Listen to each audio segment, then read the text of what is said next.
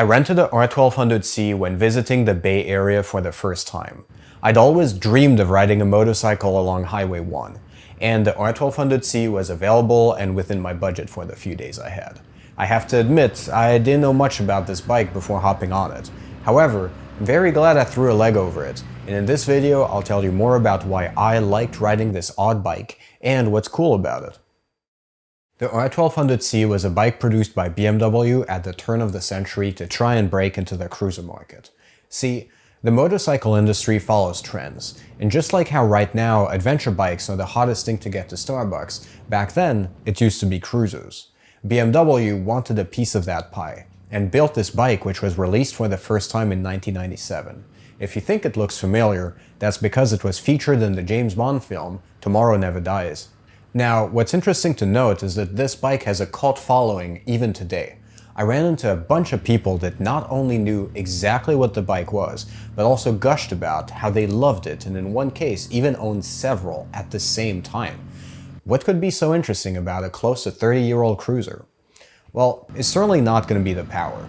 At 61 horsepower and 73 pound-feet of torque carrying around 600 pounds of German steel, this thing is far from being a rocket.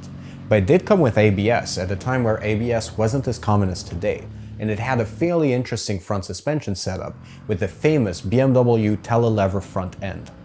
Now, if you don't know what that is, on a motorcycle, the front suspension is typically handled by the forks, which are tasked with steering the motorcycle, holding its weight, and providing damping. In a telelever setup, forks are still used to steer the bike, but a front-facing swing arm is used as well as a shock to suspend the bike and provide damping. In effect, this greatly reduces front dive under braking. Riding the bike around, I definitely came to appreciate this, as it gave good confidence when slowing the bike down, but made it feel a little bit vague or disconnected when trail braking. That is, when easing off the brakes when turning into a curve. I just didn't feel the feedback there. However, suspension is really supposed to work as a whole unit, and the rear shock is what I would describe as a block of wood. It didn't quite feel like a hardtail, but it didn't feel confidence-inspiring when pushing the bike. When leaning, the bike gets to the pegs relatively fast, which also takes away some of that confidence. So, what else could make this bike special? Let's take a look at the power plant. The engine, as previously mentioned, is not very powerful or very torquey for the weight of the bike. However, it still is interesting. It's an oil-cooled, flat twin that smells like an engine should. Hot oil and steel. When accelerating, the bike feels like a fighter plane. I know, in the movie, the bike was driven by Bond, but when cracking the throttle, you feel like a villain, flying in enemy territory with your Spitfire. It feels, smells, and sounds like what I would imagine an old plane engine would feel like. Emphasis on old, with the tapping of the valves and the obviously mechanical sounds that it makes.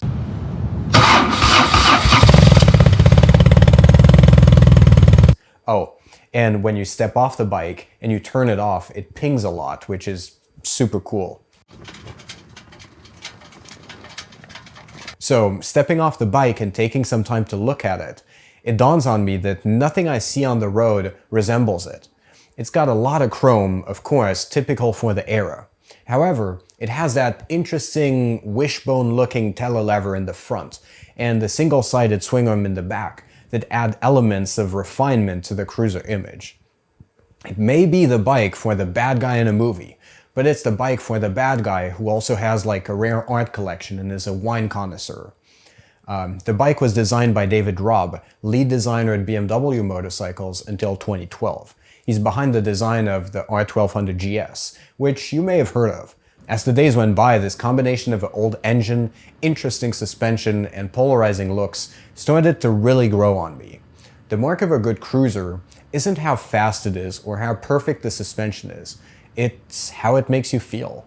Riding this bike makes me feel like a villain. But getting off and walking around it make me think like I have some sort of higher taste, some higher appreciation of what a machine could be. The looks, at first weird, become refined and artistic the more you look at it. It's not a bike that makes sense, which I tend to like. I think we need to celebrate uniqueness like this when it's created, even if it's not always to our taste. I'm not sure that I would buy one though. It's still a slow cruiser with interesting yet average suspension. but I'm definitely glad it exists, as it provides an interesting take on what cruisers could be like in a parallel universe. If you have a chance, definitely try one. It's totally worth the ride. So thank you for watching, and have a great day.